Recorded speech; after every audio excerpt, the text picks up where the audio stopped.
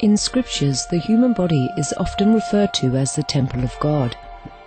Yet it is quite an uncommon privilege for any soul to attain this sacred abode that houses the divine, as it is truly a blessing to be reborn as a human being.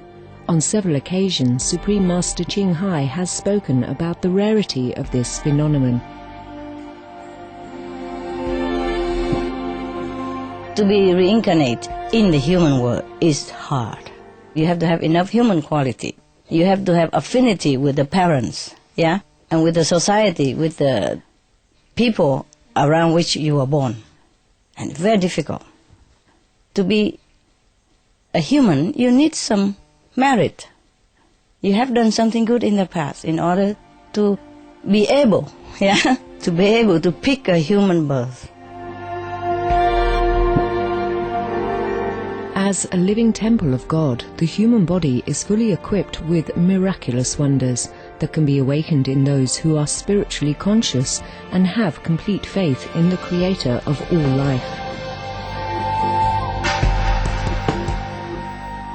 Inedia, Latin for fasting, is the human ability to live without food. Since time immemorial, there have always been individuals who can sustain themselves on prana, or the vital life force. Through the grace of the Providence, Inediates, people who follow a food-free lifestyle, can draw the energy from nature to nourish themselves.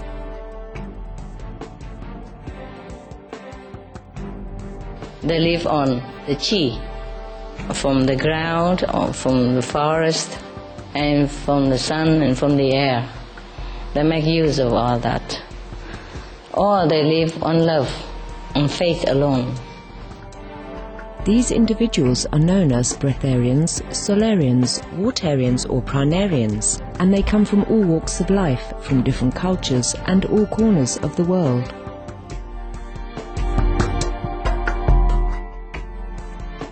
Indeed, the possibilities and miracles in this life as our benevolent Creator has designed for us are endless. We only need to connect with Him to recognize our abounding largesse as God's children.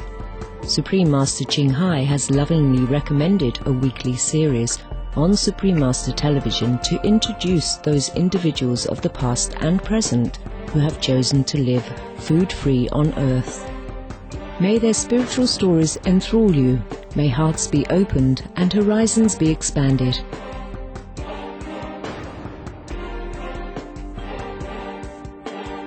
We now invite you to join us for part 1 of our program, Jericho Sanfire, Transitioning to Breatharianism, on Between Master and Disciples. This program discusses the possibility of breatharianism, or living without eating food, and is not a full instruction. For your safety, please do not attempt to cease eating without proper expert guidance.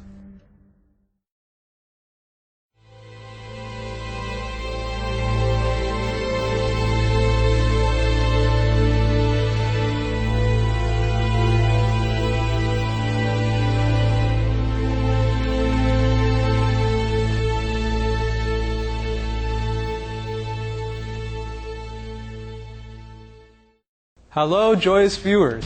We're happy to have you with us today for this special series on the Breatharian personal fitness guru, Jericho Sanfaier. Last time, our Supreme Master Television correspondent met up with Jericho at one of his training camps in Mexico. During the visit, Jericho shared with us his food-free lifestyle and how he evolved into becoming a breatharian. In this series, Jericho talks in depth about the process he went through to become a breatharian. Jericho's life-changing story began when he stopped eating cooked food and lived only on fruits. It was while I was in Bristol that I went fruitarian, and that was a traumatic experience, to say the least. I would say, because even now I struggle to find the words to actually describe what happened, what the first moment was, but I woke up one day, it was a regular day, regular morning. And I just felt clogged up, bogged down, depressed. I couldn't figure out why. When it came to getting something to eat, I didn't want to do it at all. Something just wasn't right. And I tried to carry on with that morning, but I just couldn't do it. Something wasn't right. And basically what it came down to was I forced myself to eat, and I really didn't want to do it. I tried to think of why, what's going on, and just leave it, let it, ride out or something like that, but I just didn't want to do it. And so what I did was I just sat down and thought about things, and it just occurred to me that I just didn't feel good. I really didn't feel good, and I'm just sat there brainstorming as to why I don't feel good, and I was full of mucus. I couldn't even draw a full breath, because I had just so much waste up here. And I felt depressed, and this was something I was noticing that was happening slowly for a while. And I just started to think, because none of how I was feeling and was making any sense. Instead of continuing to accept his current state of being and allowing the depression to consume him further, Jericho took matters into his own hands and tried something new. I'm just looking in the mirror and I'm soul searching, and something just said, take a day off, go out and get some fruits, and for some reason that was just so appealing to me. So that's what I did. I just followed my intuition, and that's what I did. Went to the local Indian market. It was a huge store with fruits all around the world. And I got honeydews, I got grapes, I got a couple of mangoes, and I've always remembered this, I got some undried figs. And I cycled back home, and I devoured those like nobody's business. And it just felt fantastic. It felt so natural, like I've always been doing it. When in fact it was the opposite, I'd hardly ever had fruits. So heaven knows why I even wanted fruits in the first place, But like I say, it really rang alarm bells, because it was pretty much the first time I was aware of my own intuition and listening to it. And like I say, I felt fantastic. It was like a total breath of fresh air. It was just a total relief. And I could literally feel my body like, we don't have to put up with all that other stuff anymore. Jericho loved what he was feeling so much that he tried it again the next day and began to experiment with different fruits from then on. His new diet met with initial success, but eventually he encountered his first challenge. A whole week I did it for, and I had no cravings whatsoever for anything else. I just wanted fruits. Like after the 7 days, bang, detoxification hit. And I wasn't aware of any of this at all. I had read or flicked through maybe a raw book or something like that, but I really had no internet access to look up or do any research at that point. I remember ordering some real budget fruitarian magazines. They weren't even magazines, they were more like pamphlets. And before that, I didn't even realize fruitarianism existed. I thought I was the only one. I thought I made up the word, because I thought veganism, I'm eating fruits, that's fruitarianism. What was it like for Jericho after 7 days of being a fruitarian? Please stay tuned to Supreme Master Television. Between Master and Disciples will return in just a moment for our show on Jericho Sanfaier, transitioning to breatharianism.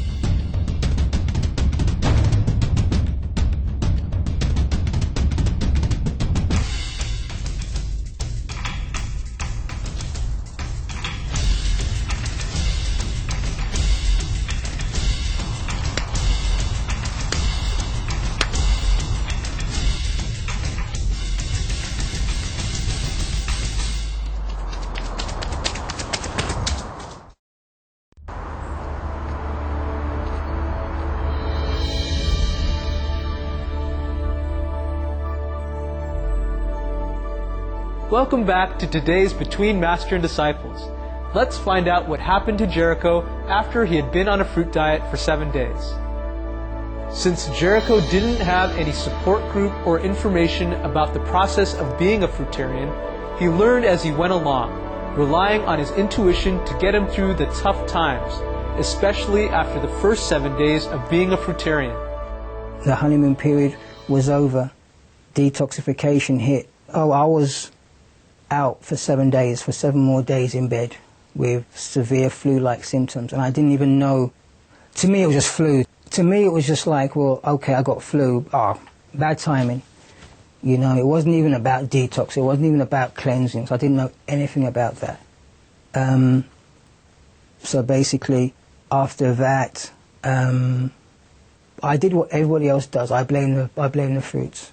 Well, the fruits made me sick. The fruits made me get flu.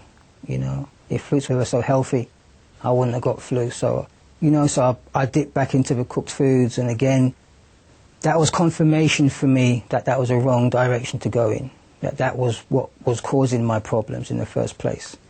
You know, because after feeling so great, I had felt minor improvements, you know, within myself. I felt slightly lighter. I felt more positive. I felt like weight was being lifted off me, you know.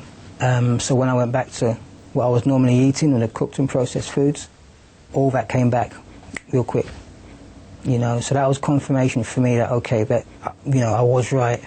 That was the problem, and that's why I didn't want to eat, because it's like my body had just had enough. As his body went through detoxification, it never occurred to Jericho to seek medical help for his condition. With courage and intuition, he carried on with his new diet, experimented with his body and what it could handle, and forged ahead to rid himself of his dependence on cooked food. The tools I used to get through any given day, in the beginning I had none. In fact, the tools that I used to get through any given day was cooked food, you know. And through doing that, that's basically how I learned of our dependence on it as a drug. Man, I was sneaking out 2, 3 in the morning to get French fries, you know. God knows why I had to sneak. But I told myself, you know what, I'm gonna be a fruitarian, I'm gonna be a fruitarian, you know, but I'd break. And I'd be sneaking out, like I'm sneaking out for myself, you know, to go get these fries, you know, and I would go on binges. And to the naked eye, people would say, well, you know, you got an eating disorder. Stop that fruit stuff, you know, and eat some proper food. But it was just, you know, the whole process of getting off a drug. And I was doing the same things as a drug addict would do, you know, or a recovering alcoholic, you know, that may have slipped back. Exactly the same thing, but we don't see cooked food as a drug. The detoxification period was a humbling experience for Jericho. His pride and sense of self were severely challenged.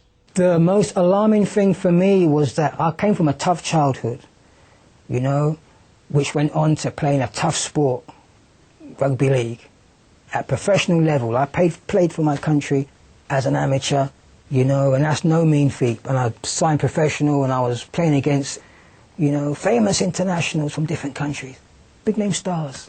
And so I thought, you know, this fruitarian thing will be a breeze. No, it was the opposite, you know, and having to accept that it broke me down severely. It was a big hit on my ego, and I realized that willpower had nothing at all to do with it. Nothing at all to being successful. Because like I was saying, I was binging, and I was slipping back onto cooked food pretty much a lot, you know, and it had become a pattern. And at vital times, like I say, your mind's always one step ahead, and at vital times when your mind gets a little desperate, it'll play a trick on you know, and you'll end up finding yourself, you know, 1 minute you're strong as heck, next minute you're eating French fries, or a large apple pie or whatever.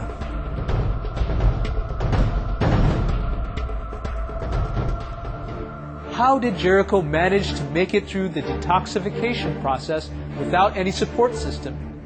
Join us again next Sunday for part 2 of Jericho Sanfaier, Transitioning to Breatharianism. Now, please stay tuned to Supreme Master Television for Good People, Good Works. Coming up next, right after Noteworthy News. May heaven grace your life with an abundance of love and compassion. For more information about Jericho Sanfaier's personal fitness training program, please visit jerichosanfaier.webs.com. Fast you can. Come on, come on, come on. Excellent. For more details, please visit www.suprememastertv.com/BMD.